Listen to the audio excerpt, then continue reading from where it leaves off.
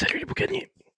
Aujourd'hui, petite vidéo sur une voiture sportive française, la Héron Turbo. On y va. Mais chante la 11.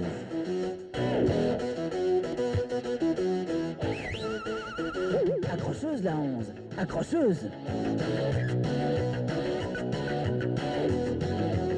Avare la 11. Oh, super. Allumeuse, la 11. Renault 11. Un fichu caractère. Un fichu caractère la 11. La Héron Turbo, alors commercialisée par Renault à partir du mois de mars 1984 pour répondre à la concurrence, surtout à l'époque sur le segment notamment des sportives, donc des Golf GTI, des Ford XR3, des Alfa Sud TI et des 205 GTI. Avant de rentrer un peu plus en détail sur la R11 Turbo, il va falloir revenir quelques années en arrière. Donc en parlant de la R9 et de la R11 de base.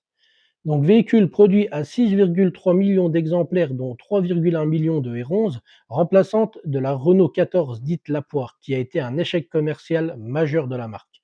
Renault lance la production de la R9 en septembre 1981, qui est élue voiture de l'année 82, puis la production de la R11 en avril 1983. Bien qu'elle soit sœur presque jumelle, son designer n'est rien d'autre que le célèbre Robert Aupron de chez Citroën, celui qui a dessiné donc notamment l'AGS, l'ASM, l'ACX, l'ADS Phase 2 et bien d'autres véhicules pour Citroën, puis plus tard dessinera donc la Fuego et la Renault 25 pour Renault.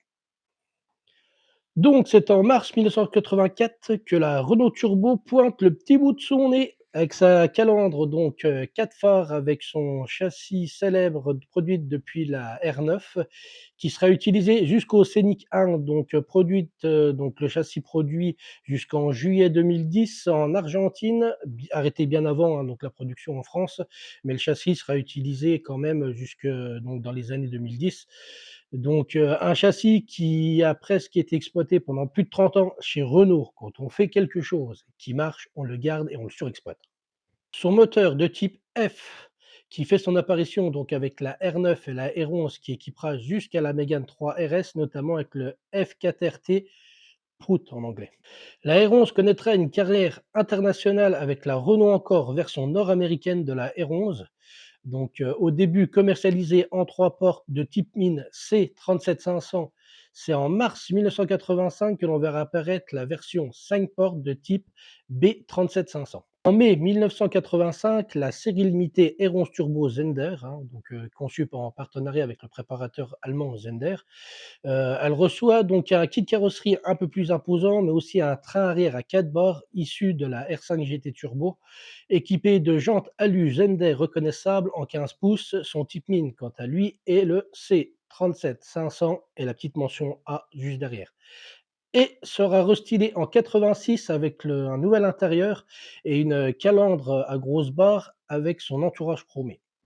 En septembre 1986, la R11 et la R9 Turbo Phase 2 sont commercialisées. Allez, on dit bye bye les 4 phares. Bonjour la nouvelle calandre. Elle est équipée de 4 freins à disque et leur puissance moteur est augmentée de 10 chevaux et le turbo est refroidi cette fois-ci par air. La commercialisation de la R11 Turbo donc débute en 1983 et s'arrête en 1989. Elle a été produite à 49 400 exemplaires, 30 400 pour la phase 1 et 19 000 pour la phase 2, dont 2 135 exemplaires juste pour la France.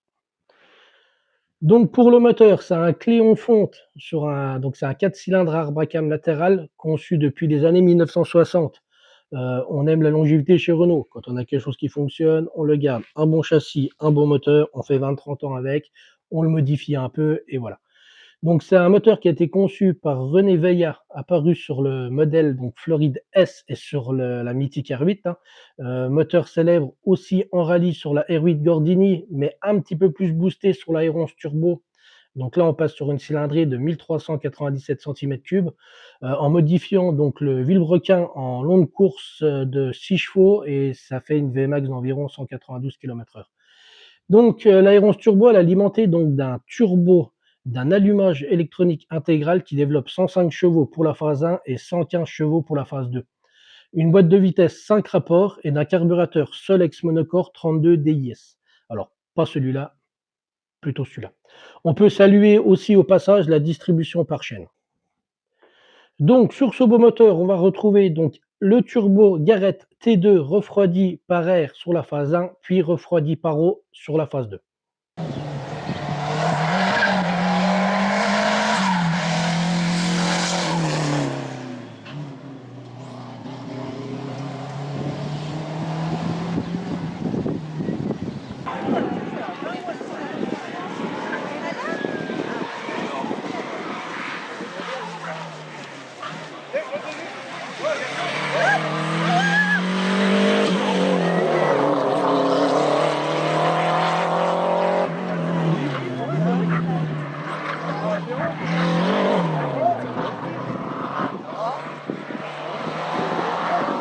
On va parler palmarès parce que on va me dire: «Tu es gentil avec ta Héronce turbo», mais franchement, on n'en a pas vraiment entendu parler en rallye. Bah, en fait, elle a plutôt un bon palmarès quand même, hein. Donc la Héronce turbo groupe A de 180 chevaux avec le pilote mythique Alain Oreille a quand même été vainqueur du groupe N au rallye de Monte-Carlo en 85, 3e du championnat de France des rallyes et vainqueur du groupe A au rallye de Monte-Carlo en 86, vainqueur du 8e rallye des Garrigues, 3e du championnat de France des rallyes et 2e du rallye Alpin-Bera en 87 et 4e du rallye de Monte-Carlo en 88. Donc, pour les séries spéciales, donc on a la Zender 115 chevaux, produite à 1000 exemplaires, dont 650 exemplaires pour la France, et la Héronce Turbo Zender avec le kit Ferry, qui elle fait 125 chevaux pour une Vmax de 200 km/h. Elle a été produite à seulement 15 exemplaires.